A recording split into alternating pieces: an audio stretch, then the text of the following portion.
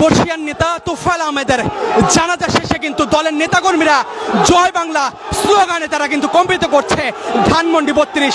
এবং যেমনটি দেখতে পাচ্ছেন দলের নেতাকর্মীরা কিন্তু এই জানাজা অংশগ্রহণ করেন এবং জানাজা শেষে তারা কিন্তু এখানে স্লোগান দিচ্ছে।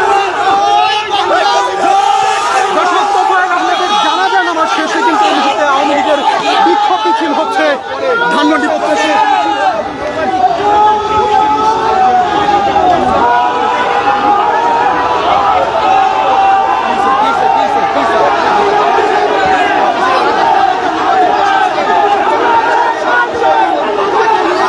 দর্শক, এই মুহূর্তে রয়েছে ধানমন্ডি 32। দর্শক, গ্লোবাল টেলিভিশন সরাসরি সম্প্রচারে কে কোথা থেকে যুক্ত রয়েছেন আমাদের সাথে সেটি কমেন্ট করে জানাতে পারেন। এবং যেমনটি দেখতে পাচ্ছেন বাংলাদেশ আসবে, জয় বাংলা।